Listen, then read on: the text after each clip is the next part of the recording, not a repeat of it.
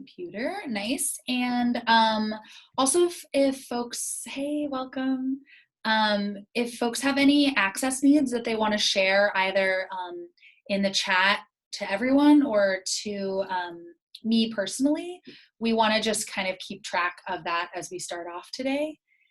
And I'm going to turn it over to Anush because we want to, as people trickle in, we wanted to do like a little stretching, breathing, getting in your body, like feeling like a person, not just a brain in a jar, like in Ninja Turtles. So yeah, so please. Hi everybody. Thanks, Melanie, for gathering us and convening us and having this idea in the first place. It's exciting to have this conversation.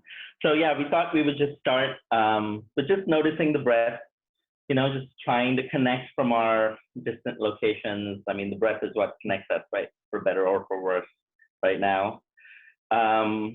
So from our socially distanced locations, perhaps we can try to connect with our breath and connect our bodies to our breath and try to not make that separation between the body and the mind and get into a comfortable place where we can think comfortably. So I would just start with noticing your breath. Where is it? Is it shallow? Is it deep?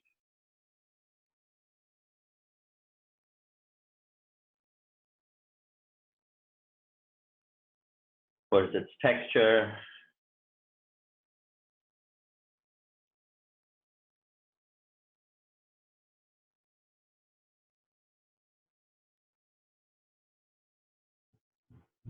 And slowly start to deepen that breath so it's more intentional. If you can, have your feet on the floor.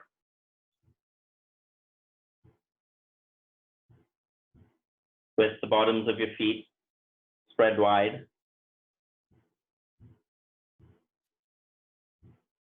Keep your back straight, as though there's a thread that's going through your spine, then through your head and straightening out your back.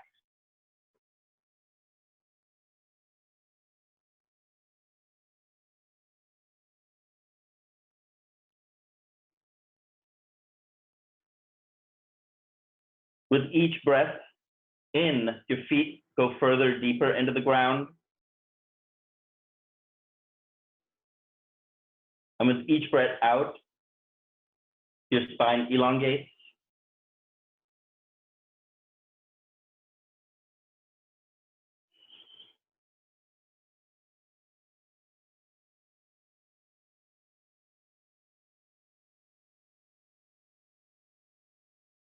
Find all those tight spaces in your body and send your breath to those spaces. Make them loose.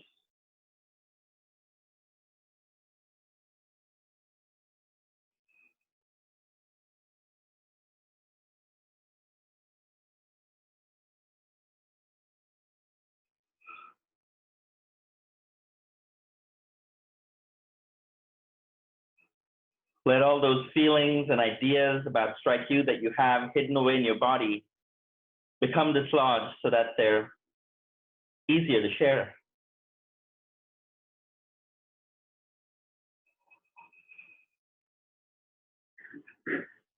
If you can, stand up.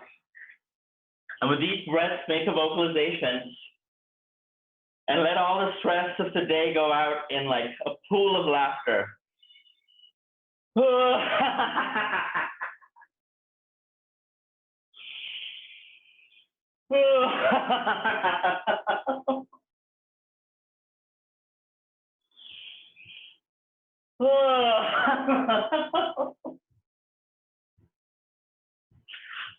And shake yourself and back when you're ready.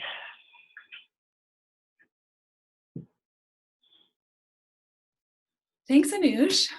Sure. I feel like a happy Muppet. That was beautiful. All right. Well, we really wanted to host this town hall to offer space for people who've been organizing, like who've been core and central to bringing Strike You to life. And I think this has been a real labor of love. And so some of the folks who are on here are organizers and point people. Other folk other folks are also like regularly giving trainings or events. And we wanted to just guide us through 4 different questions to kind of reflect on where we've been and get some visions for where we want to go, because this is our 1-month anniversary. Woo, I'm very excited. I had no idea what this would be when we started it. And so the first question that we wanted to open with, we use this a lot in our meetings, is just what brought you here? What brought you to Strike You? And if folks just want to I would say just unmute yourself and speak. We're a small enough group. And you're also welcome to popcorn it to other people if you want to hear somebody's specific voice on this that you feel like hasn't chimed in. Yeah, so who wants to start?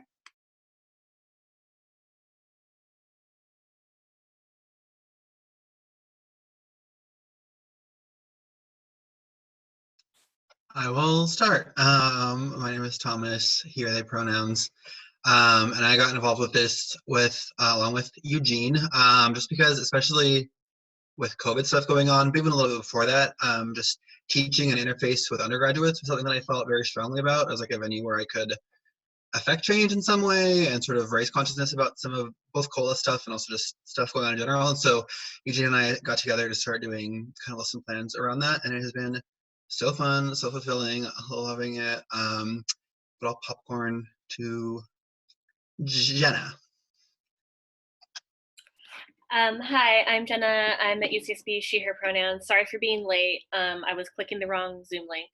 And yeah, I got involved with Strike University for a lot of the same reasons that Thomas said. Thomas is actually one of the people who brought me in, Thomas and Eugene together, really. And I got a lot out of the teach-ins that a lot of my friends were putting together. And I really like the idea of like community sourced learning. Like I consider myself a person in ethnic studies, and that's like our origin story as ethnic studies is community leaders and grad students as like co-producers of knowledge. And yeah, so I'm really glad to be here with all of you. And I'm gonna popcorn to Eugene. You've been at UCSB. I'm Eugene, he, and pronouns, UCSB. I've really appreciated the space that Strike University gives us to be able to continue these like radical feelings that we got through our COLA strike into a new platform that has continually changed and I think been at the like forefront of where our strike has gone. And so I got involved with it just as something tangible that I could do with the strike that wasn't, because we couldn't pick it anymore, and it's just been so delightful. So I appreciate all the work that everyone has done in making it so great. I'm gonna popcorn over to Katie. Hi everyone, Katie, she, her from Berkeley. I came to Strike You via my own journey of political education and wanting to learn more myself, and I've stayed here because I really enjoy learning and hearing about what's happening across the state, both within the Strike University sphere and also adjacent to that space. And I will send it to Isabella. Hello, yeah, I'm Isabella. My pronouns are she, her, hers. I'm from UCSB. I'm an undergraduate student. I kind of briefly touched on it earlier, but I'm working with the Living History Project to document student activism, and right now we're researching the COLA movement and the graduate student movement from like 1997 till now. And so we're really focusing on what we can do to like talk to as many people and understand how this is evolving and how like things like Strike You have come about. Because I don't really know the origin story of Strike You. I just know it to kind of exist. So I think if you could also speak to that, that'd be really insightful. Anyone who's involved in like the grassroots organizing of this sort of movement.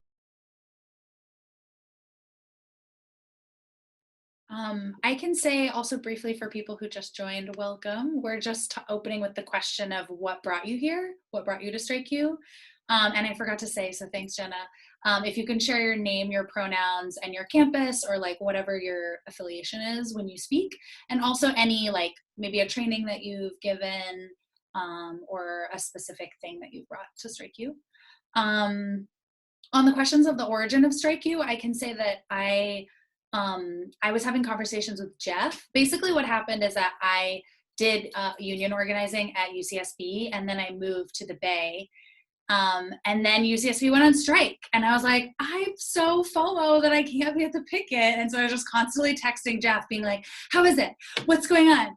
Like, da da da. And Jeff would text me back when they had time. And we both started to like recognize some things that we felt like were needed in the movement. And I know Jeff through our work as like we research and study social movements, me in sociology and Jeff in political science. So it was cool to share that intellectual passion. And then it felt like a very natural transition to like organize together and to take what we had been reading about and just make it. And so I think both of us around that time had created like welcome trainings. So we felt like people needed an easier on-ramp into the movement, because sometimes movements it's hard to get oriented and find your place, especially if you've never done activism before. A lot of that stuff can be really intimidating and exclusive, and have a lot of jargon. And so my experience was that I met Katie, and I was connecting with the political education working group at Berkeley because I was living up in the Bay. So that was more of my natural, that made sense as my organizing home. And then I was realizing like, oh, there's people, you know, Jeff is doing this work in UCSB. I'm trying to do this work for Berkeley. Like, let's just connect all of this. Like this, we should have an intercampus space for this. And I also think, I mean, the FOMO and the bummer continued because right after Berkeley went on strike, I think the day that y'all started your strike, the Corona lockdown happened. So it was sort of just this feeling for me of like, oh, the picket is so elusive. And it was like, fuck it, we just need to make it. Like if, like a lot of what happens in pickets and occupations is about like creating alternative institutions and like building the thing that we need and that we're not getting and that we want to see. And so I think the vision of Strike U was like, let's use the digital space as like a utopian space to build that. Obviously we can talk about how digital spaces are not utopian in any way whatsoever, but and so I just like sent out a proposal and it resonated with a lot of people. We had our first meeting 6 weeks ago, I want to say. And like a lot of folks from different campuses hopped on. I think we represent every campus except for Merced, Riverside, and UCLA. And then we kind of went from there. I'll kind of like turn the story over to whoever wants to take it from there. Oh, and I totally violated my own suggestion, which is that I'm Melanie, because they, she pronouns. I'm a third year in sociology at UCSB.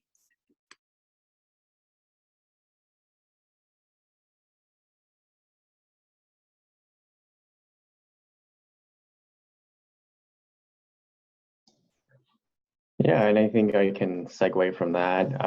My name's Jeff, political science PhD student at UCSB, UCLA pronouns. And I think from those initial conversations, a lot emerged from there. And I think we started to build out different departments of sorts within Strike University. So for example, Wildcat Organizer School, and that's like been a space where a lot of folks have been coming together to kind of brainstorm and do some visioning around, well, how can we equip our organizers with more skills and to go from that ramp of welcome to the strike or the movement to here's how you phone bank, here's how you run online meetings, a lot of those kind of practical skills, then moving up to leadership and like how do you facilitate, how do you think about strategy? How do you think about digital organizing, more advanced types of skill sets that we kind of envisioned?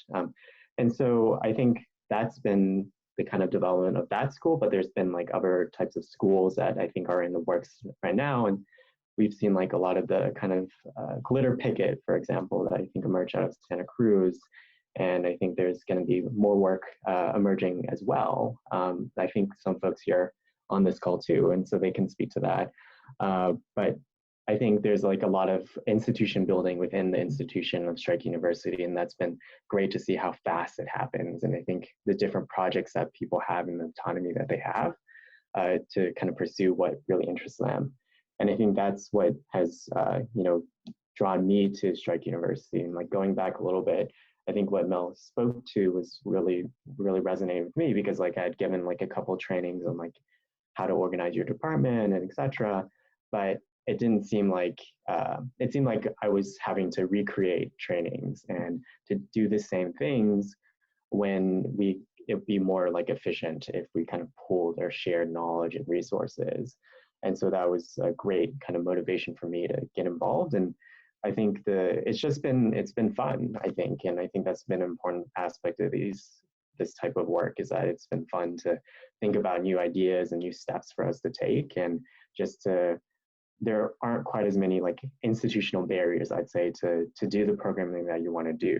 And I think that's an important element here, in the sense that, if I want to do a panel on, climate change and COVID and labor, then I'm going to do it, and I'm going to organize it in a week, right? And so I think people have been doing that. And also thank you to Thomas and Eugene for being on that panel.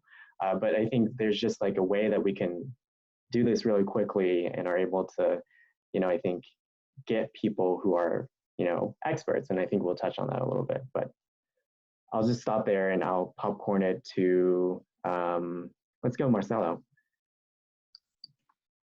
Hi, everyone.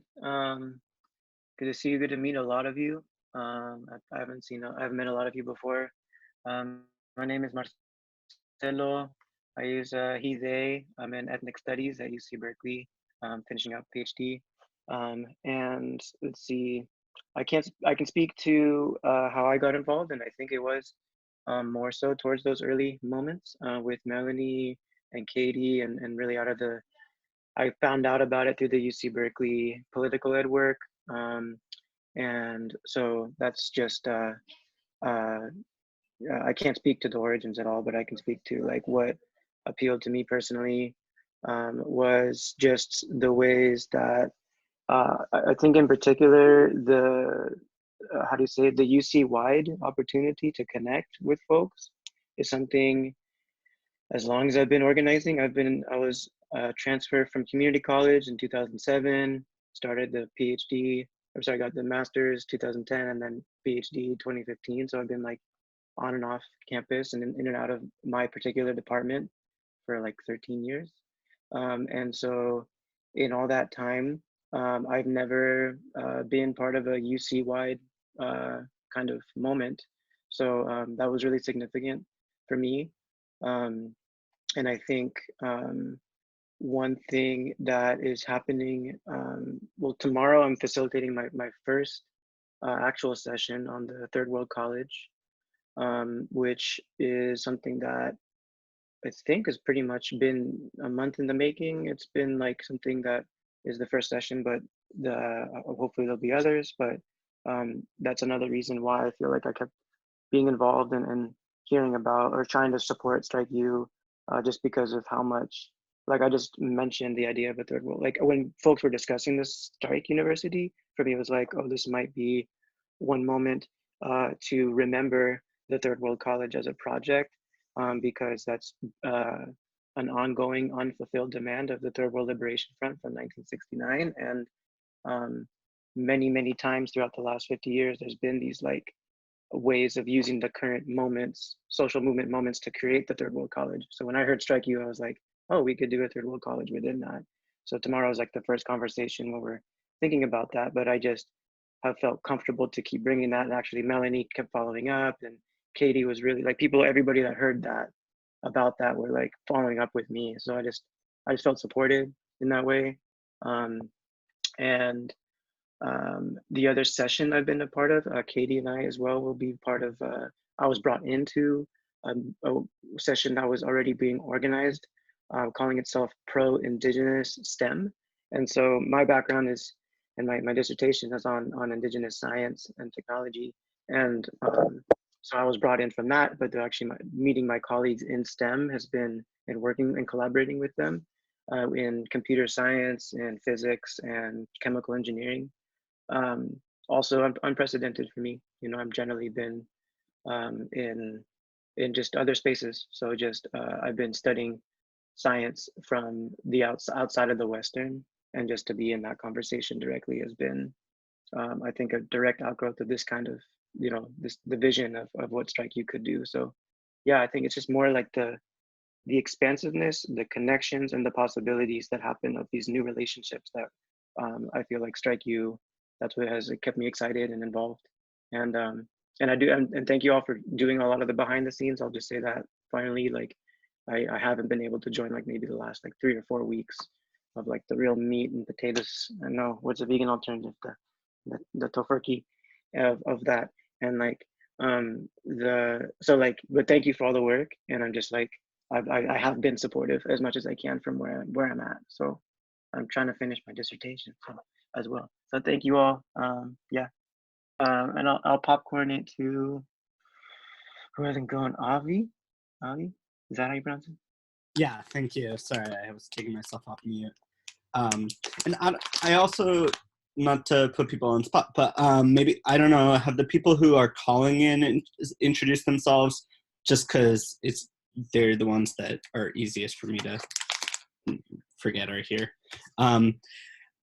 Yeah, hi everyone. It's really good to see everyone's faces. I've seen a few of you yesterday. Forgive me for kind of tidying up my room and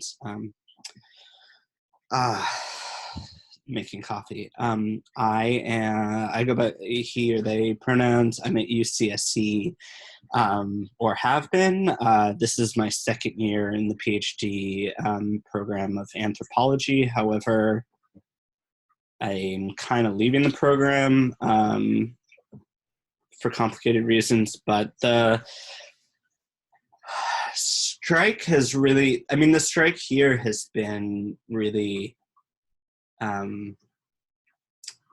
inspiring and powerful for me for a lot of different reasons. Coming back to graduate school, I did my master's at the University of Oregon, and I do kind of political ecology work in China, and so I've moved around a lot. And I found coming to Santa Cruz to be really surprisingly challenging for reasons that didn't have as much to do with academic challenges as it did to do with housing security. You know, I moved 3 times in the first year. I was really depressed. I was trying to get help. I was trying to communicate with faculty, and I was just finding that really hard. It's also a really small program here. So there was only one other sociocultural anthropologist who came at the time I did. And so the first year had been really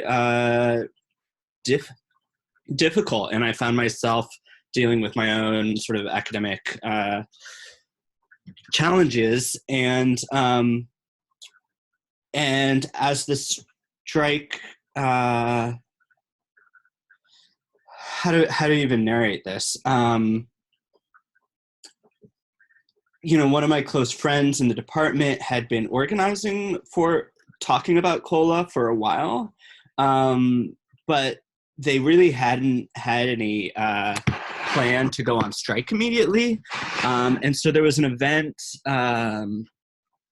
this is bigger kind of COLA stuff, but there was an event just presenting the kind of needs of students for cost of living adjustment to administration, and it ended up being way more powerful and way more energetic than I think anyone anticipated.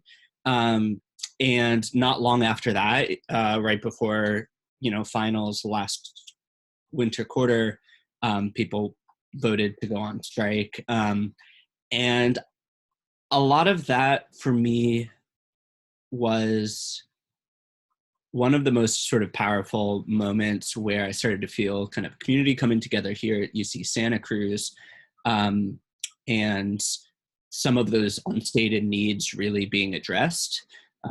People really taking seriously how much the broader kind of context of our daily lives matters to our being able to do academic work, intellectual work, teach, research. the picket line and all of this was really exciting and inspiring, and there was a lot of work going on there. I found myself going back to some of my roots in education and experiential ed, and also some of my volunteer medical training, just trying to figure out, okay, how do we take care of each other? How do we share information? How do we manage risk? And then trying to connect with other people at other universities and really see how these needs in different ways are shared at each campus. And sorry, I'm going on too long. And I've been wanting to get involved in Strike University, since it started. And I think the stay-at-home order really kind of created some whiplash here at Santa Cruz, where we literally went from having 1,000 people in the streets and being shoulder to shoulder every day on a picket line to being at home. Some of us, such as myself, like I didn't even have internet really at home. I had like a hotspot on my phone. There's aspects of that I've actually been kind of nice to be like, okay, let's cut through some of the bullshit of being in university and reevaluate what actually matters to me. And actually, to me, Strike University is a way of doing that. It's a way of saying, actually, what I care about is the network that we can build, the knowledge that we can share and communicate, the political activism, where we're really working towards building a path towards a future that's worth being part of. So I'll shut up about all of this, and I started, as far as like what I've been involved in, I have a book group that I really need to get my shit together and make sure that we have a date and a time. But we're starting with Rebecca Solnit's Paradise Built in Hell. I'm going to do some emergency response and like wilderness first responder kind of preparation training, so people can kind of work as communities to build up those skills and refresh their knowledge or whatever. Because I think, we're in California, we're going to see fires, we're going to see floods, we're going to see other stuff like that while people are still dealing with coronavirus. And I think we need a more collective rather than a more individualized response to that. And there's a lot of other stuff I'd like to. Oh, I'm also being involved in Priscilla Martinez's California Dreaming podcast, because I done podcasting, and I think it's a really good way for us to communicate and also to remember what we've been doing, because there's a lot of really powerful experiences that have been braided into this, and just keep telling those stories and remembering. Thank you for humoring my long story. I think that Hannah hasn't spoken yet. I don't know if you're on the phone, but feel free. Oh yeah, sure. So I'm Hannah. I use she, her pronouns, and I'm a 5th-year graduate in ethnomusicology at UC Davis. It's a background in performance studies. And like Marcelo, I'm trying to finish my dissertation on voice and vocalizing as it relates to perceptions of genius for teenagers at girls' rock camps. So get to hang out with a bunch of punk rockers, and it's really cool. And I'm new to organizing spaces. I came to Strike U through Tori Brikalski, and I came as part of this desire I had to enact a different relationship between teachers and students, and to do collaborative projects with just other scholars as well as my students, and just to think creatively and expansively about home and safety and all of these things that are tied up in COLA, and also the creative expression of all of these, of the desires that motivate that action. So yeah, it's really nice to be here and to meet all of you. And I don't think Anush has gone. Hi, everybody. I'm Anuj Vaidya. I'm a fourth year student in performance studies with a emphasis in feminist theory and practice at UC Davis. And I go by he, him pronouns. And what drew me to Strike You, like Hannah, actually, my organizing has been mostly within performance studies, kind of, just responding to kind of the lacunae within the program itself, and then kind of establishing networks of care within the program, because we're a graduate group, and so we're not really a department, and so it's just very loosey-goosey. And so most of my work in the last 3-4 years has really focused very locally within my own program. And so and once again, I got to Strike You through Tori, who made a delightful invitation one day. And actually it was before we even started to think about like moving to a digital picket line. It was to actually start a strike school for so that it could provide childcare for students who were at the picket line, right? So that's how like the conversation for me started with Tori. And so to then get invited to participate in this project that was really kind of thinking about the labor of education as a labor of love, thinking about like making larger connections from the university out into the world, like having read the Undercommons and having imagined what the Undercommons might look like, this felt like a real kind of materialization, however momentary or or long lasting this will be, to seize the moment, right, of the present. So it felt amazing. And it feels amazing to be connected to people like other folks mentioned how connecting folks outside the UC, outside their own campuses has been great. I mean, it's a problem here, just even department to department within the same campus. So making those cross-campus connections feel like actually one begins to understand what the whole system is as opposed to having just kind of a small view on it, and how do we actually share those locational knowledges, right? Those situated knowledges, so that we can respond better to the university. But also, one of the concepts that I really work with in my own work, or the way I think about my own life actually, is through the idea of the larval. And I think of myself as trying to unbecome human and become more larval in that sense. Really, because I mean, it's about metamorphosis, right? How do we actually like metamorphose what we are, who we are, what we do, so that it's actually unrecognizable to its present incarnation, right? Like that's what metamorphosis is, right?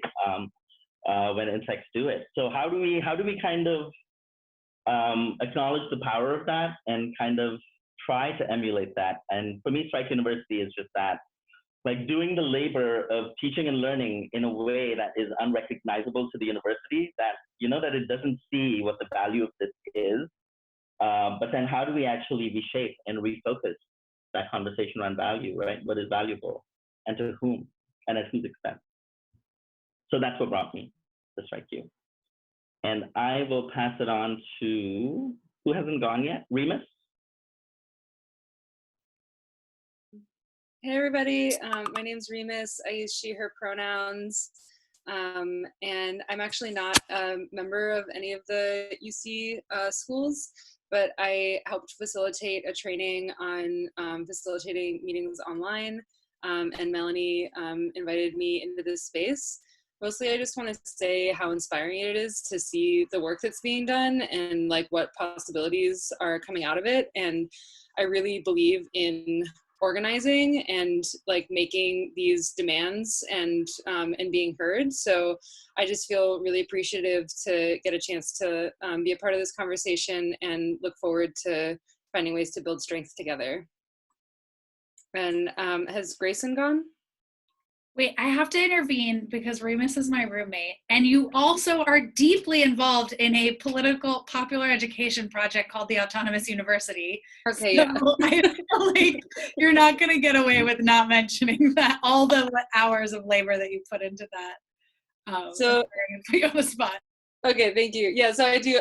Melanie is my roommate, although we're sheltered in place in different houses at the moment. So it's like, but still, like, happy me to do that. And I do facilitate with an organization called the Autonomous University for Political Education, which provides a 15-week course in understanding capitalism for activists. And so this is a space to really come to terms with like what unifies us across all of our different issues, and like have a real explicit critique of capitalism, both so that we can like recognize what it is that we're actually up against, so that we don't spend our time organizing around like particular individuals or institutions as opposed to the actual structures that need to be changed, and also so that we can like work more cohesively across different issues. We feel that it's really important to understand all of the inner workings of capitalism as it relates to racism, sexism, speciesism, ableism, so that we don't end up recreating those dynamics in a next system. Although the course does spend the last 5 sessions around like what a transition could look like, and what are some different theories for alternative systems. So we are like hoping to, I mean, we're in the process of developing a course on why we strike that we're looking forward to presenting with Strike University. And that's been a lot of fun for us to put together, just to like dive into what different tactics are, and what are like different structures of demands, like what it means to make a demand and to call, to like flex our power in this way, and especially looking at the kind of dual nature of strike for both, you know, changing the existing structures and speaking truth to them, while simultaneously organizing internally, finding our own power, building community, and that there's a prefigurative aspect of striking in that in order to coordinate and collaborate, we need to unify in a way that's, you know, very deteriorating of the kind of capitalist structures that are built at separating us and, you know, feeds off of our individualism. So thank you, Melanie, for pushing me more into this spot. I'm really looking forward to engaging with this platform, and I like am really inspired by the work that's being done here.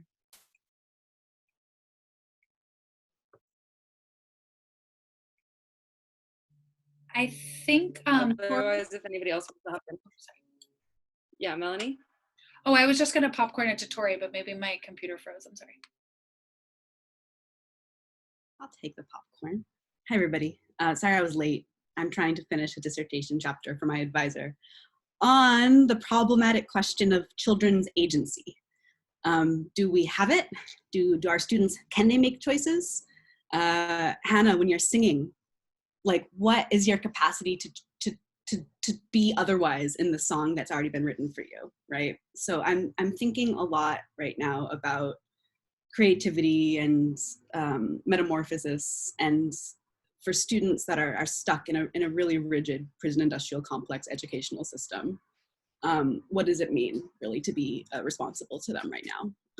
And to be, I don't know, I think a lot about the work that we've done in the UC over the past 10 years. I'm 7th year anthropology, I've been here for a while, seen many defeats, recognizing the patterns of the defeat, and trying to really think otherwise with the current moment.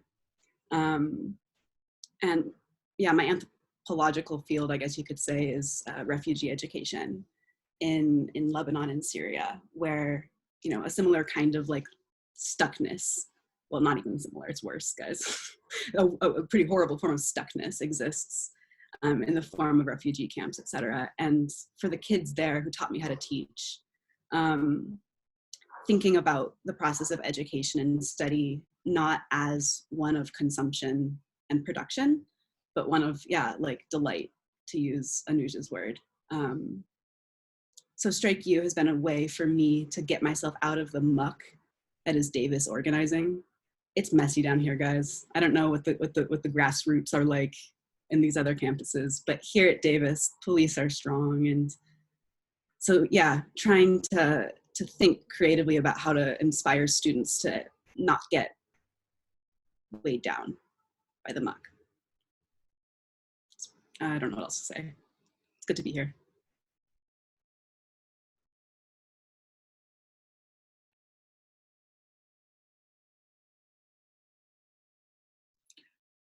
Grayson, I'm sorry to put you on the spot, but we were doing a popcorn go round about like what brought us to this space today and more generally what brought us to Strike You. So if there's anything you want to share about that, we're also having folks share their names, their pronouns, their campus, and any like projects they've been involved with Strike You. So if that's not putting you on the spot too much, feel free to chime in. No, yeah, I doubt I have much to add. My name's Grayson, he, him, his. I'm from UCSD, and I guess I'll edit my name in a second again. But I'm involved in like a group at UCSD, COLA for undergrads. Really, we've been doing, we sort of moved to like virtual stuff right now, obviously like everyone else, but that has slowly been coming along, and I'm sort of here just because of how slow it is. I'm wondering if I can like glean from other people what they're doing and like what the general direction of all this is. Yeah.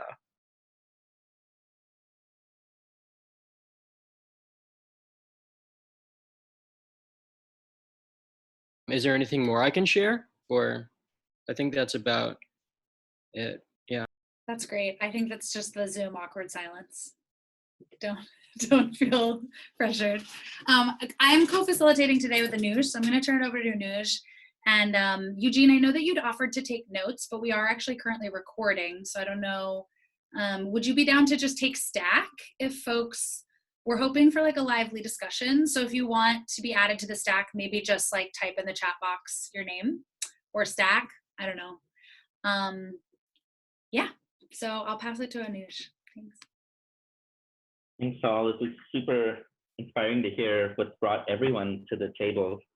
And so I think what we wanted to start off with was just a question about maybe taking stock of what we have been learning so far, both in terms of content, both about Strike University itself, form. So it could be any kind of learning that we've had in the last month thanks to from Strike University. That's what we'll talk about for about 20 minutes or so.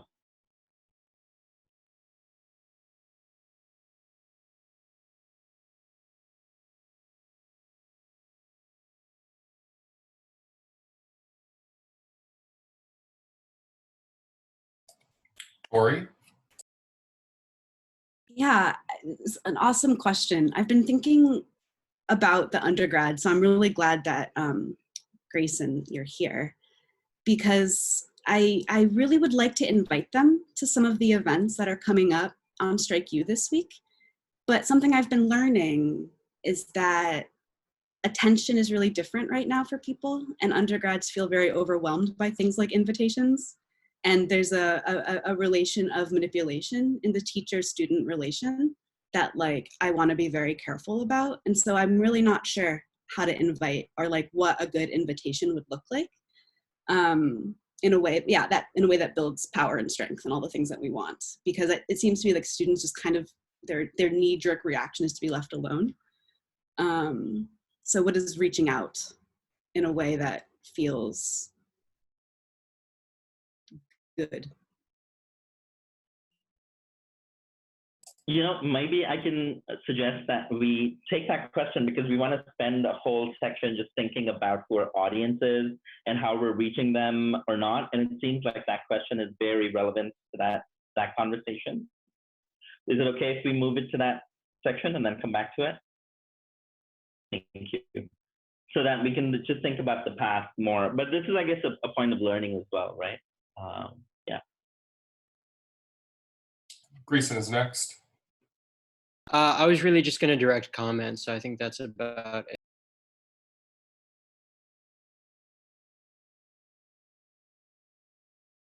Could you repeat the topic again? Sure, absolutely. So just wondering about what our learning has been. What have we learned from the past 1 month of Strike U? Yeah, in the most specific or the most broad way possible.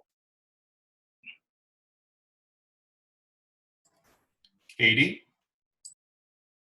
Yeah, I think one thing that's kept me also drawn into the COLA movement in general was my very neutral and unengaging interaction with the UAW, because I basically showed up to get onboarded as an employee, and they were like, "Here, sign this," and I did, and that was basically it.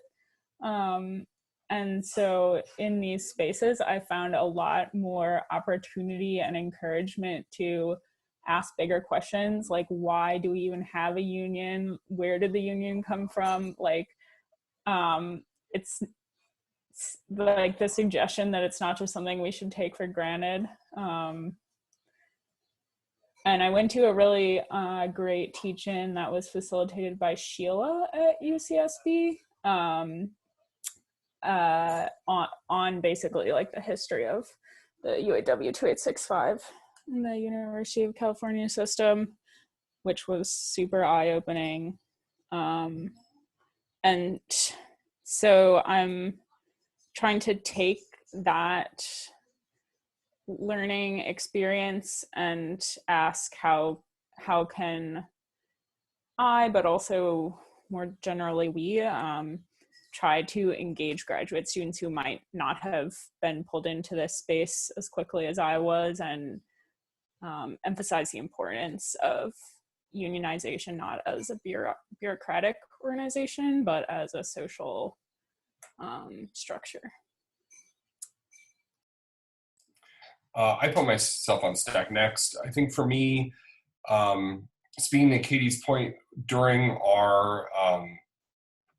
our picket line, we had teach-ins and we talked about teach-ins a lot, and they always felt inaccessible to go to because there's always so many things happening on campus. So this has felt like a way of drawing people in and getting and doing teach-ins that I felt like I could actually participate in and hopefully reach a wider audience. And I've appreciated the digital platform. Anusha's next. I also wanted to speak of a particular teach-in that I went to, which was organized by Charmaine Chua around building solidarity with Amazon workers who were facing a lot of stress and workplace harassment thanks to the COVID situation. And specifically in Sacramento, there was a facility where COVID had surfaced, but then Amazon wasn't doing much of anything to respond to it. And so there was a lot of agitation among the workers. And so Amazonians United kind of came in to lead the workshop to see how to mobilize UC students who were already organizing for COLA to actually help Amazon workers organize in their own locations, right? So it was like a very particular direct action that arose out of COLA that made a connection to outside the university. And it was really powerful to be able to participate through this network and from my location, just being home, to be able to participate in something. And it was also kind of small enough in a way that, like, for us to make the ask of people was not something extraordinary. Anyone could do it. So it was kind of great to have that possibility opened up and to think about how we can do that in other contexts as well. Javi, were you putting yourself on stack? Nope. Okay, we're at a blank stack. Okay, fine, Thomas. This is like a very kind of broad picture thing in terms of like what I've learned, but it's like I was very surprised, I guess, by how Field of Dreamsy, like if you build it, they will come. So much of this has been like I feel like it's really opened up and engaged people who were involved with COLA on my campus kind of beforehand, but maybe weren't sure where they fit or weren't trying to contribute. So that's just been really something exciting that's been exciting to see and to learn about. Isabella. So I actually had Charmaine Schwa last quarter and this quarter in 2 different courses. She taught technology of globalization, and now she's teaching Global 130, which is about global economy and development. But she, I think, has kind of reimagined for me what education is. And like for like last quarter, she actually had one of her friends who is an Amazon worker speak directly about his involvement with the strike, and really engaged us and like allowed us to become involved with this and connect it to our learning. And the same thing with this quarter. She's taking the COVID crisis and really connecting it to what we're learning about capitalism and how we're learning about the framework of how the world has developed over time and how that connects directly to today. And so I think it's really cool to have this space, from what I understand, is just to reimagine the possibilities of what education is and how we address it and really implement it, and like allow people to have a framework of how the world works and how we can interact with it feasibly. Because like I think for a lot of people, especially with like undergraduates, a lot of my friends are like, I have so much stress and like I feel like activism and like getting involved in other things is going to take a lot of time. But really, it's just things that you would do in your day-to-day life, but doing it with other people in a way that's more organized. And I think, I don't know, maybe making it accessible and breaking it down so it doesn't seem like a huge barrier would be really cool to use this platform to do so. I don't know if that was helpful. I just sorry. Tori. I can make my previous comment more of a learning statement now, hearing your awesome models, guys, thanks. I went to a cool teach-in on Sunday called How Plants Heal Us. And it was given by this like really cool witch who taught us like what other forms of accountability could be. Like rather than thinking about like saving the species, what if we reverse the question and ask like how our species could be helpful to plants right now and like how we could save the plants. And it was a nice provocation that I was really glad to have been able to invite one of my undergrad students to, because I'm trying, like this is again the undergrad question, like I'm trying to bring along, and in particular with the project that I'm trying to do with creative office hours in Arabic, I'm trying to translate, to use the knowledge that we all have to actually produce useful policy documents right now and stuff. But labor as always is a problem, and time is a problem. And so thinking of how to use these spaces of like other kinds of connections, like the informal joyous curiosity that we've kind of heard from each other so far, like how can we use that to also transform what comes to like count as what we do with our time. The business as usual is real horrible, and it's been really nice to see like COVID and COLA and then this awesome space start to open up a sizable community. We're how many? This is a big group, guys. Like, and that kind of gathering isn't happening right now in many places. And so the very fact that like this exists is a cool thing to learn from and how to do. And so keep it up. Anush? I think one of the things that I wanted to also flag in terms of learning is just learning what it means to be on strike, because I think I had a very particular idea of what striking meant. And then in conversation with Tori and Hannah and with folks here, something that Tori said to me a while ago was thinking about Strike University as a shadow university, as a university that always needs to exist in the shadow of the university, right? As this like structure that is really about like learning about the university itself. And I feel like that's the that new insight about striking, is being in the university but not doing the labor of the university while being in the university, but doing other kinds of labor, the labors of love, right? So that was nice. Mel? So when I initially built the Strike University site, I just like made up some text to go under our visions, which I'm totally open to revising as a group now. But one of the ways that I thought about the project was like that it had 3 different it was like a beautiful monster with several arms, and like one of them is the People's University. and radically reimagining knowledge in education and teaching. And one piece was like a think tank for COLA. And I feel like Eugene and Thomas, your strike syllabus has really been that, like helping us specifically learn around COLA and creating content that teachers can take into their classrooms. And the third piece that was like more dear to my heart is what Jeff was talking about like Wildcat Organizer School and creating like a training school for like a next generation of like university labor organizers.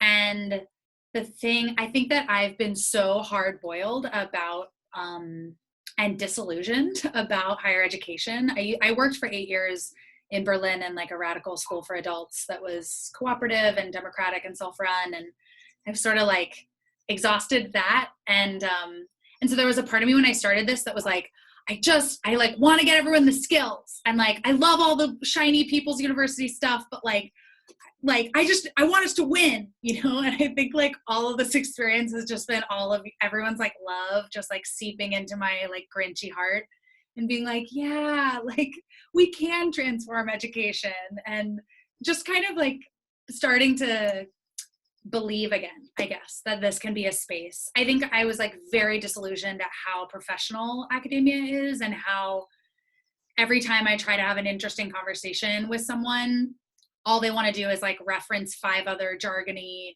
books or terms, and that's their idea of a conversation. And I'm like, no, like what does this mean to you, you know, like for our lives? And I feel like this has been a space to start to really do that. And so yeah, my little heart, what is it at the end of the book, like grew 5 times all at once or whatever. So I'm really thankful to all of you. Avi? Thank you.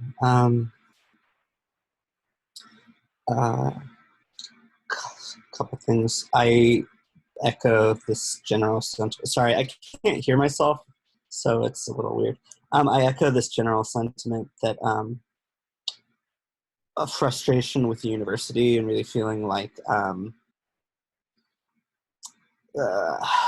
one of the cool things about the strike in general, and some of the things that were kind of proto-strike university going on here at the picket line and at UCSC, and now going on with Strike University, is that feeling that I was really struggling with my department to kind of do the things that I thought I was here to do, and the feeling like I wasn't struggling with my peers to see those things sort of flourish, that it was just a much more encouraging, and there was a lot more potentiality, and there were some just beautiful moments. Raymond Connell came and spoke about their new book, The Good University, which is a cool text that talks about a lot of these kind of autonomous people's university projects.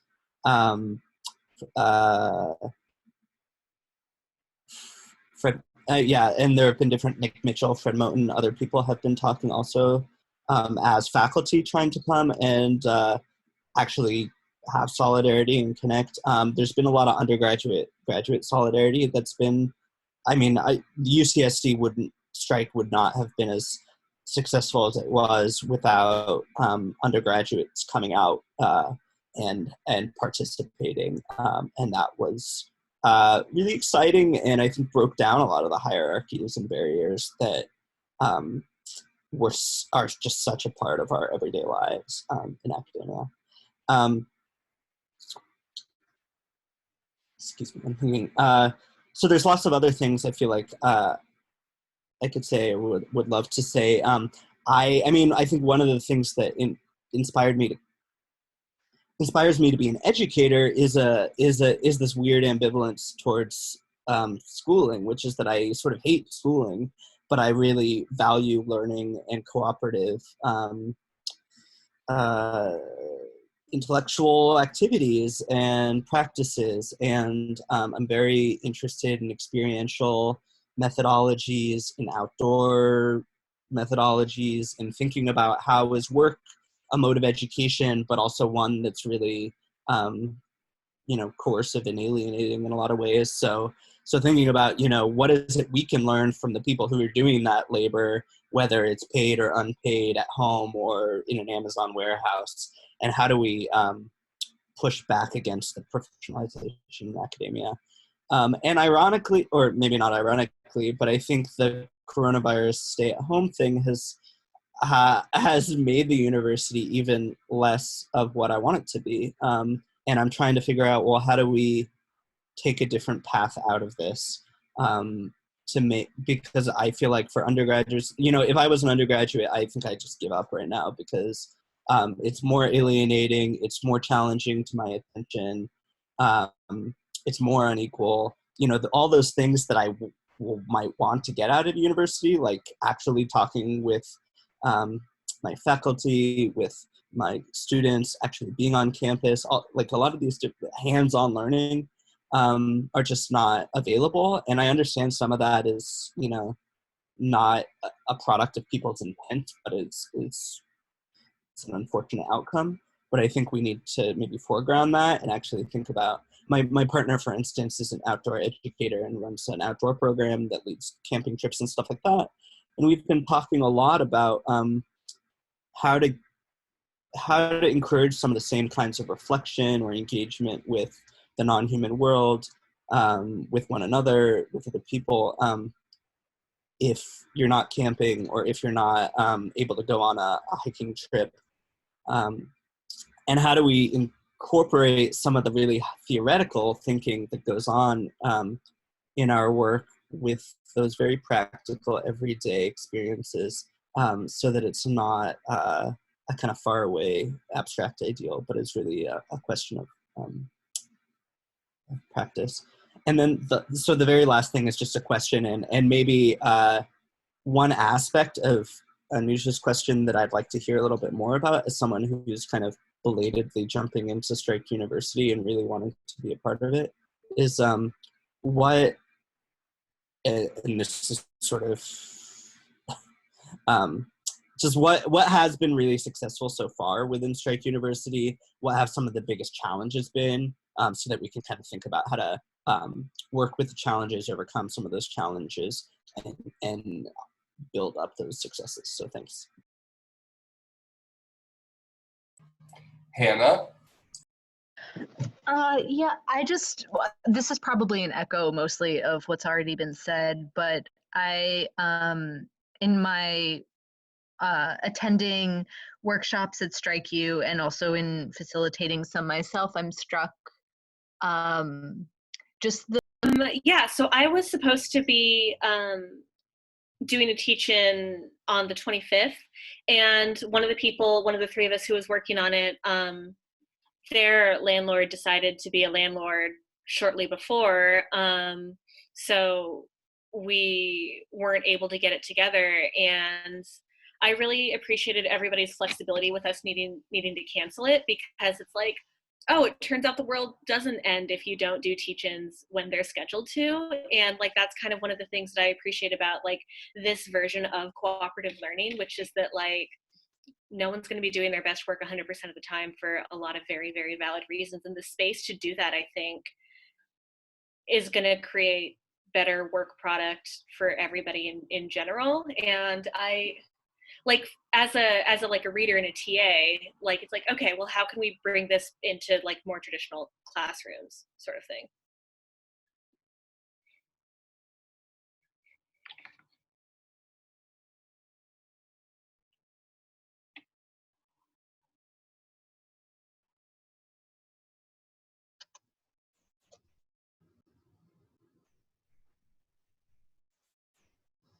I don't know, I'm going on Stack, but I'll just go. Sort of related to what Jenna was just saying about challenges. One thing that's come up a little bit in my like management of the emails is people are emailing Strike U if having technical difficulties, and I'm usually not checking so frequently that I can catch that within like the hour or half hour window that they will be asking for this stuff. And frankly, I wouldn't know what to do in a lot of situations anyways. So I don't know if we need a separate kind of thing, like a issues with teach-ins, reach out here, help like someone on call in that way. Just like I teach from like 12 to 2 on Thursdays, and I got an email, I was like, I can't, and I just didn't see it till that night. So that might be something. And it's only happened like 2 or 3 times, but enough that it might continue. Do you mind elaborating? Is it like issues with the Zoom? No, so, well, like one person said that like their RSVP link didn't work or something. Like someone else said like they got a confirmation with no link in it, and like they wouldn't always specify which teach-ins they were referring to, which also because they're like, oh, I'm signed up for this teach-in, but I can't access it. So I'm not always clear on exactly what it was, but it was typically RSVP link issues. But there's like 3 or 4 people in the past week and a half, I think.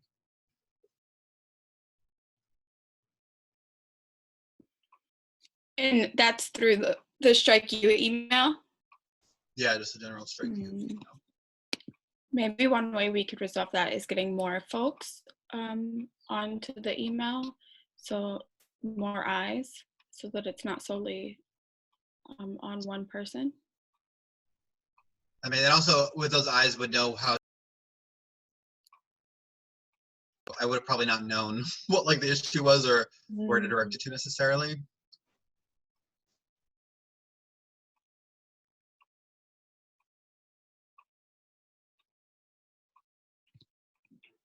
I'm wondering if this might be a good time to talk about audience and outreach, because that is a challenge and kind of makes the direct segue. Is that okay? If we do that, if we switch those? Because that's been a challenge at UC Davis, especially as sort of UCD for COLA has been going through kind of rethinking itself. So that hasn't been our direct audience. And so for us, it's really the question of audience who are we trying to reach has kind of come up numerous times. And actually, it's been amazing. This week, as we've started to expand offerings and kind of get it cross-listed with other campuses, we're seeing a lot more people from other campuses join, not only UC campuses, actually. We had someone from University of Virginia at the one-on-one organizing session yesterday, someone from like Washington State University last week. So we're getting people from further away, which is making us also think about like really who is our audience. And I love what you've been trying to do, Melanie, is like bring in, like thinking about how do we bring people from outside the university to offer workshops, or how do we partner? And so I think in some ways that's broadening enormously who our audience is. So how do we be effective in that, trying to reach multiple audiences? Yeah, I wanted to add to that. I think that part of what's fascinating for me to track through this process is how our structure shifts as we grow. So in the beginning, we had this like very campus-based structure. And I think like Tori and Anuj have been kind of pushing us to also think about like slates and thematic structures instead of campus-based structures. And I think with May Day that started to happen. Like May Day was this week is a test of like, okay, we have specific themes for each day. And another place I'm trying to grow is we do have Shannon, that's like we do have a point person for non-UC stuff, like teach-ins from people who aren't in the UC system. And I know that like Columbia is going on strike, and I think I said University of Oregon was going on strike, but I think it's Oregon. Someone corrected me and said Oregon State. And there's this larger network of campuses that are like on a Slack channel together called like X Campus. And so I think there's an opportunity to tap into, and I've seen this as well in trainings that I've given, that there's always like 1 or 2 national level people on there. So I think there's a question of how do we grow to that audience? And I'm really, the other place I really want to grow is to undergrad audiences. That's why I was like, Grayson, come back. And like Amika has been super helping us with and that's an undergrad at UCSB, has been helping with our social media. So I would love to actually pull together some like genius undergrads and be like, do you want to make an undergrad team? Because I actually feel like undergrads have different needs and may look at Strike You and organize at Strike You in different ways that I can't even anticipate yet.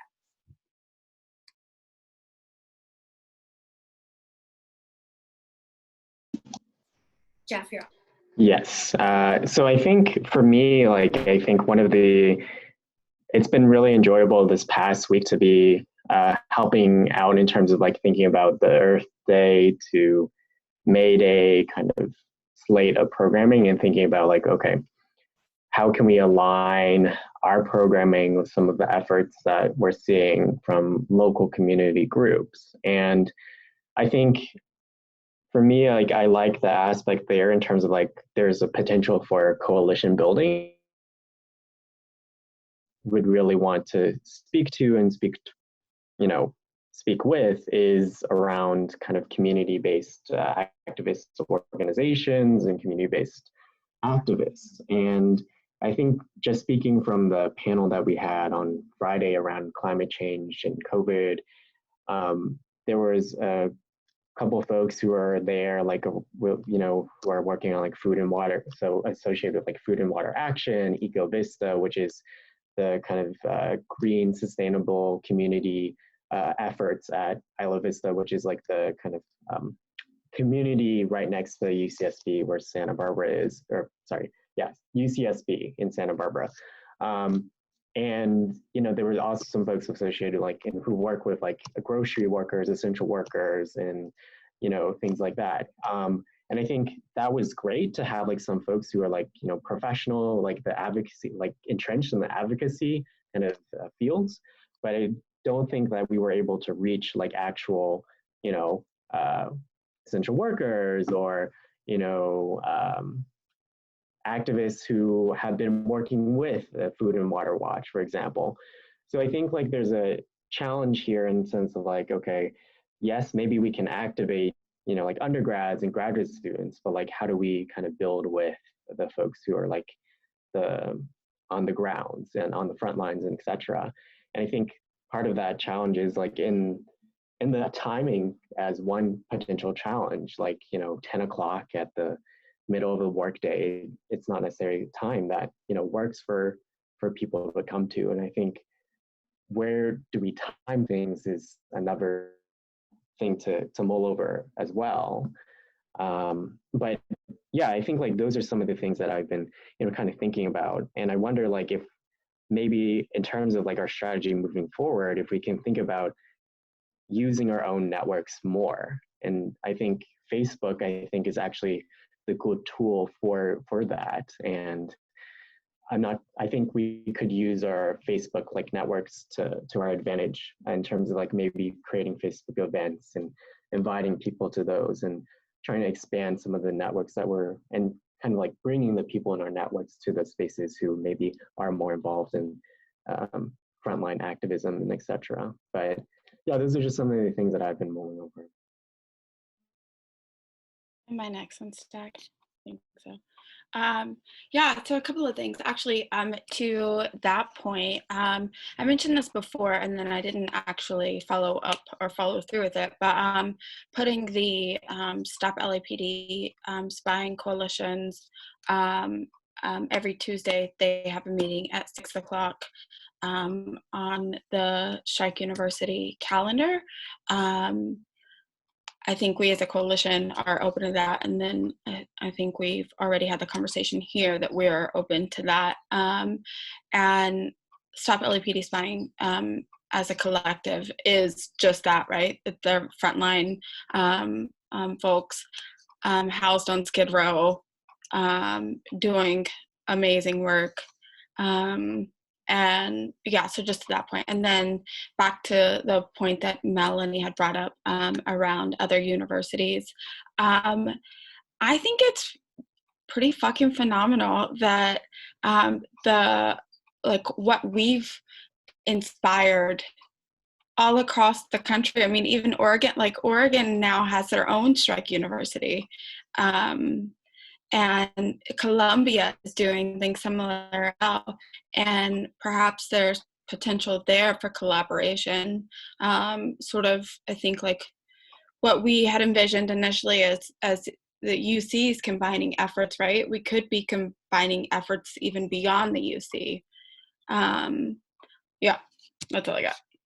But I think that that's so wonderful and great, and makes my heart like all warm and fuzzy that other universities are inspired by what we're doing.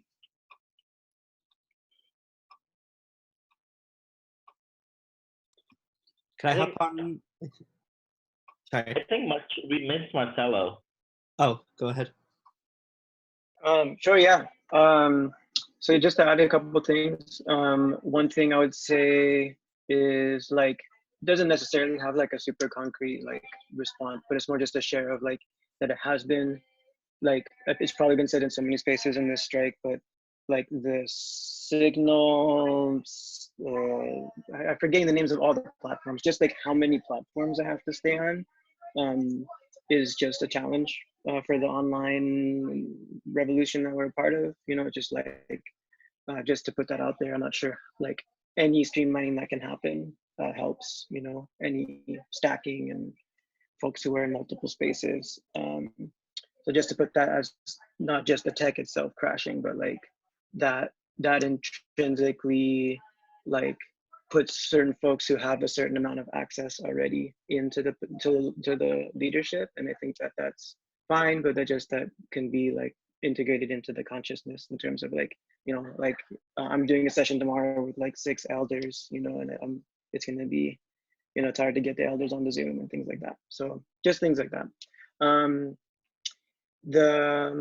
And then beyond that, I would say the audience question is something that really excites me for like, I think if it hasn't been mentioned already, like the possibility of concrete connections with CSU and community colleges. So like higher ed at large is something that I think we have a huge opportunity to organize around. And I think beyond that, I would say just public ed, if there's any concrete connections we can make with K through 12. I know that all of that's going online. So like how many, you know, who's organizing with that to bring just like do a class that has some sort of overlap with this. I know there's a lot of radical educators at every level. And then beyond that, to the like spreading of like to the, of course, let's think beyond the university and let's think beyond the educational sector is like, I think there's something really catchy just about the name Strike University in the sense of connecting with other, like all the other people who are articulating their work as a strike. And like, so there's all these other folks who are doing all kinds of amazing organizing, but there's like specifically, you know, like rent strikes happening right now. There's specifically like worker strikes happening in different sectors, you know, the whole paycheck, Whole Foods world, and there's strikes happening. And then again, historically, the piece I'm trying to bring in with the third world strike, but like, I think it's an opportunity, if there's like a series, an opportunity to like connect with as many historical strikes as, you know, and connecting with those folks, because striking is a very particular, has a particular energy, you know? So I'm thinking about, yeah, and just like as more and more people go on strike in this moment for different ways, that this just be a space that people are connecting around tactics and strategies and just, and building that solidarity. Yeah.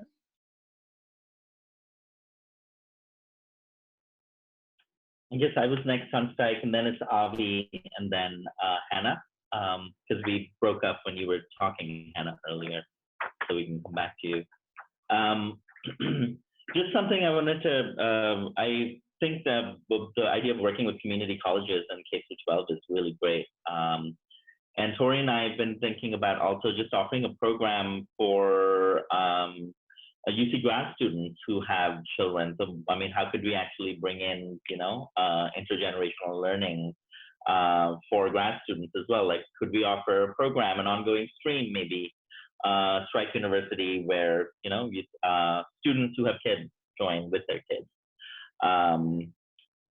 And then, but the one thing I did want to think about is just capacity, both in terms of like what our capacity is in terms of like taking on all these new streams and kind of doing it long term, but then also what is the capacity of people who are a little burnt out on doing online stuff How much are we going to offer them in a way that, that are we going for breadth or are we going for depth or are we going for both? And just how we can think about this like long term. So.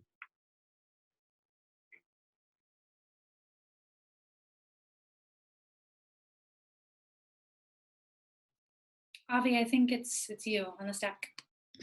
Sure, unless Hannah, did you want to come back to us? Oh, sure. I mean, I'll make it brief just on the topic of Facebooking. I did start making, there's a page, the Davis specific page, Strike You at Davis, and I did start making events for all of the workshops and events this week. So those do exist on Facebook. And yeah, I think I know for me, like Facebook is the easier platform for thinking event wise. I mean, like, like it or not. So let me put it in the chat if anyone wants to take a look.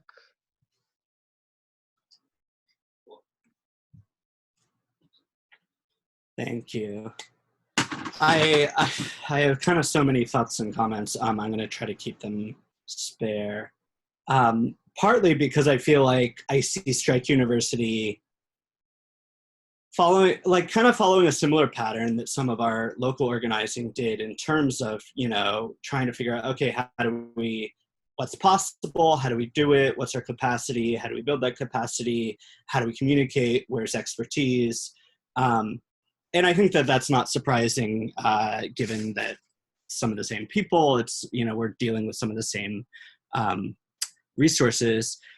I think it's, helpful to focus on what, I think Melanie's work, like trying to come up with a vision, here's a platform, I think those are really key steps, and it's helpful to really stick with some of those things to see how far you can kind of get with them before you sometimes reinvent them, because it can be, one can spend a lot of time reinventing the wheel, so to speak, and without sort of using the wheel. That said, of course, like I think there's no point at which we're done. To me, what's interesting is the kind of conjoining of a community activism goal. So, what makes this different from the university in general, to me, is partly the explicit valuing and emphasis of the labor of the university, of activism and the need for a kind of political movement that foregrounds those bottom-up demands. And then on the other hand, is it sort of non-hierarchical sharing of knowledge and information and trying to communicate. So kind of that reinvention of education. And so I think, to me, I really want to keep working through that productive pair. I think technology is a challenge, and I think it's worth having its own discussion about how do we work with the technologies we have. Do we have capacities to build new technologies? Are there appropriate technologies that we're neglecting? I just called into a Zoom chat for the first time the other day, and honestly, I find phone to be really liberating, because everyone has almost everyone has like even a simple phone. Before I came back to graduate school, I just had like a Nokia phone. And I think I love that I can just go for a walk, and that's really helpful for me to feel less anxious, less stuck, less whatever. And I think it's cool to think through how can we maybe use that kind of mobility with Strike U. I think the other thing, and there's so much conversation going on right now about rethinking education, because everyone is being forced to do so, often unpaid and in really inadequate conditions. But I think access is a key issue. I think it's helpful to have some redundancies, so there isn't just one platform that works. And so with like our local strike here at UCSC, most of the communications was on Signal because that felt like the safest and kind of most secure platform. And it was fairly easy to add people, although it didn't scale up that well. But then there was a lot of redundancy. So everything we were doing, we were putting on Instagram, Facebook, Twitter, you know, and I think that made it a lot easier for someone who said, oh, I'm more comfortable on Twitter, I'm more comfortable on Facebook or whatever, to get the information, share the information, and allow it to spread really well. But I think it's great to have a conversation about how do we like get more people who can respond to people's technical needs, how can we share expertise and diminish the amount of expertise that's necessary, and all of that kind of stuff. And I was saying, you know, a lot of people are thinking about how do we do education. I think asynchronous work is also another really important thing. It's one of the reasons I like YouTube lately, because I can watch webinars that people are having that I can't join in, and I can do that at any time. Of course, that takes away the more participatory aspect. So I think thinking about, well, can you hybridize those? Can you do that together? Or, you know, the thing about a book group is that you're getting to spend really valuable time on your own, but you're also making the most of it by having a moment when you can share that. And so that's come up some of my thoughts. I think I like the idea of not necessarily feeling like we're beholden to California or the UC, but I also just want to really value and respect the fact that, like, well, two things. One, this is coming out of a lot of graduate labor, and so I think it's not surprising that what we know and what we are used to and the networks that we have are tied to that, and I think, you know, that's acknowledging that and thinking through that is helpful. And also just, yeah, we don't, until it grows more organically, we're not going to have necessarily the energy and the labor to coordinate all of that. So I think networking kind of works better if people are working from their local nodes and then trying to join them. At some point, it may be a lot easier to then create a cross-platform kind of organization. Thanks, Chad. All right, I think I was next up on Stack. I just want to mark that we have like a little more than 10 minutes left, and I want to make sure that we get to the visions part. Like we're kind of already there, but I do want to open up space for like whatever sci-fi, incredible, like big picture, shiny things people want to bring into the space. So yeah, just tossing that out there as a direction that we can take. I think I was next on Stack, and it kind of goes right into what you were talking about, Melanie, like the vision. And it's responding to something that Marcelo brought up and also what Avi's brought up in terms of thinking about technologies. And I was talking to you, Melanie, about this just before we started the meeting, but just really thinking about the digital and the kinds of things that the digital is embedded in, both in terms of surveillance, in terms of like corporate interests, and also in terms of access, right? Like, I mean, if we think about the digital, the divide is actually built into the digital, right? I mean, to say the digital divide is kind of a redundancy or an oxymoron in some ways, right? So how do we then respond to that as Strike University? Like, how do we, like, what about the material technologies that actually make StrikeU possible, right? How do we become more aware of their entanglements? So I think a stream of like something that investigates that was something I was proposing that I'd like to do. But then another thing is kind of going back to technologies that exist. Like one of the things that we are hoping to do is to go back to community radio technologies and kind of see like how they've been used. Jesse Drew, who's a professor here in media studies, and has done a lot of labor organizing and has set up a numerous community radio networks, is hopefully going to be doing a workshop in 2 weeks, just kind of helping us imagine what the possibilities of that might be. And I think Tori is kind of involved in a project now that is really using radio for like refugee networks in Sacramento. And so just thinking about outside of the digital, like how can we actually think of these decentralized technologies that already exist?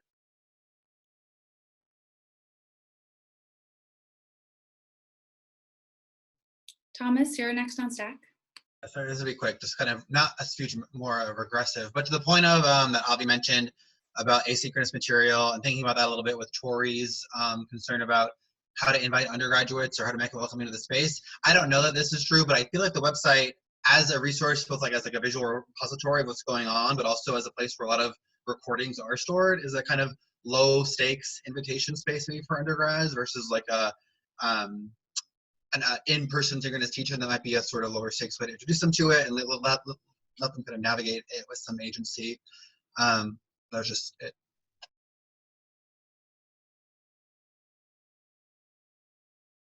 So this is much more kind of small scale than what people have been suggesting so far, but it is something that I do want to keep track of. And it's just like making sure that we have image descriptions on every image that we put up across platforms. Because right now it's happening sometimes, but not all the time. And I think what's happening is that like if the person who posted the image writes an image description, it goes up. But another thing, and I've just been kind of thinking about this, and I want to preface it with like, I'm cisgender and I don't use they, their pronouns, but whenever I lead spaces, I state my pronouns, but I don't ask anyone else to state theirs just because I don't want anyone to feel like they have to out themselves. And I don't know if that's a best practice that we want to change, and I also like want to hear what trans and non-binary folks think about that, because like I am not the authority on it, but it is a thing that I do. That's it.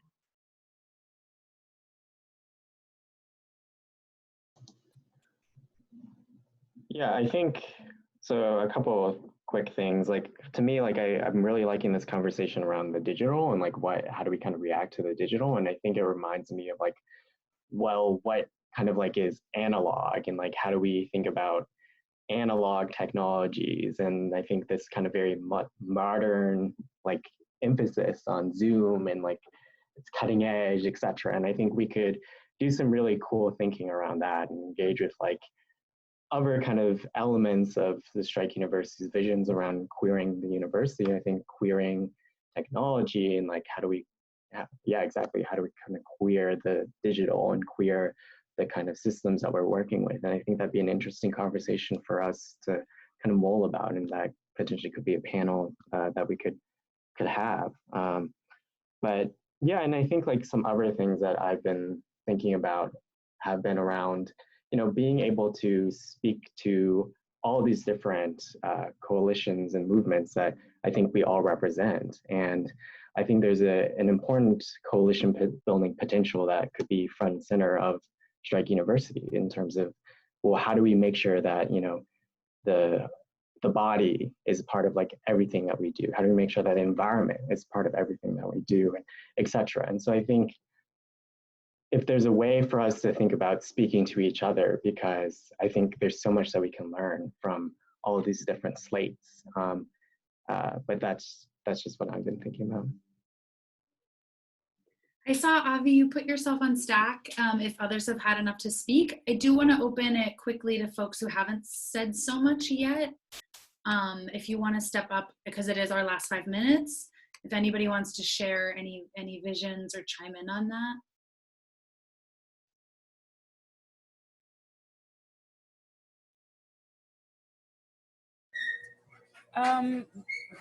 I've been thinking a lot about how to incorporate some of the things that I've been learning, helping with the STEM and pro-Indigenous STEM for COLA session, and particularly how to not frame STEM as like this separate thing, an object that exists. I'm sorry, I'm standing right next to my laundry machine.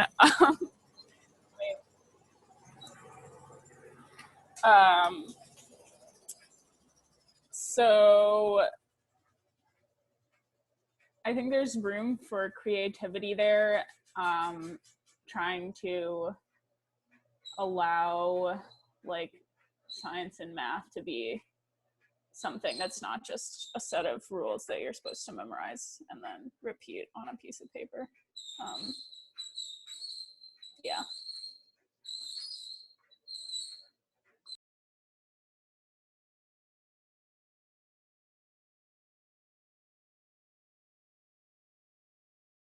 Just if no one else is speaking up, just to piggyback on that, I think, the people in the sciences have been really crucial to the strike here at UCSC.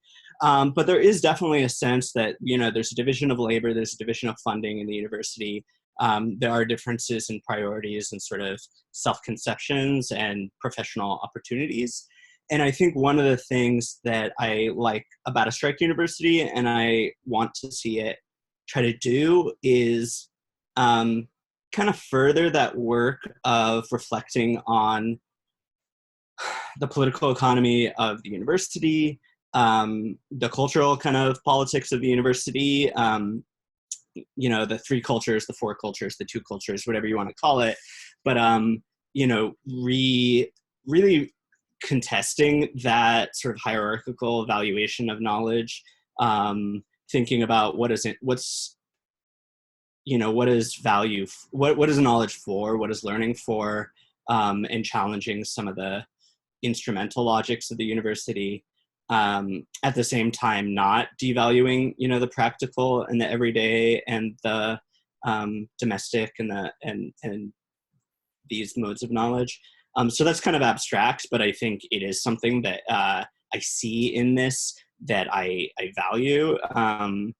And it's something I think we have an opportunity to actually really draw some attention to the ways in which, the UC especially, is deeply embedded in all kinds of projects of domination that I think the people of Strike University oppose, including whether that's de-skilling or colonial engagements, nuclear power, all this kind of stuff, petrochemicals, blah, blah, blah. So I think I like that idea of like, let's unthink that techno, especially here in the Bay Area, where this sort of fetish of Silicon Valley really reigns supreme. I like the idea of really trying to unthink that and work against it. And then the just last thing is, I kind of approach it maybe more like, for like its heuristic value than as some kind of canon, but like, what is it the university provides or controls in terms of like modes of learning or modes of production, reproduction, communication? Because I feel like really what I experienced in the university is this weird, monopoly over intellectual life, over resources, whether that's journal access and library access, whether that's a space to have conversations and a time to have conversations, whether that's laboratory materials. And I think thinking through that question of like, what is it that we can provide each other? What do we actually have that we know, we can actually have autonomy from this really bureaucratic and problematic public university? And also, what can we learn from the virtues of the public university as an institution, in terms of some empowerment and some access that it has, to limited success enabled. So, yeah. All right, y'all, we're at 2, and I don't want us to get booted off again because I know UCI needs their Zoom. I don't have any ideas for like a nice way to close this. I don't know if anyone has like a little cute goodbye thing. I want to say that I took some notes, and I'll definitely bring this back to our next Strike U organizing meeting. And I welcome more ways for us to get connected. A lot of our conversations have been happening on Mattermost. But obviously, as we just said, maybe platforms can be difficult. So if you have an idea for a way that we can follow up, like just let me know. Or let the Strike U university@gmail.com, aka Thomas, know. Really quickly, Thomas, if you want to share custody with the email inbox, like I can help you out with that also. Yeah, I think it's in the Mattermost. I can forward it to you again, but somewhere, Okay. yeah. Yeah, perfect.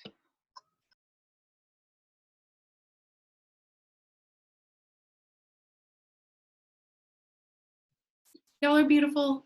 Thank you. Thank you for putting this together. Yeah, thank you very much. This was Yes, great. thank you all. Thank you. Thanks. 2-second dance party. You're an amazing facilitator. Woo! Bye.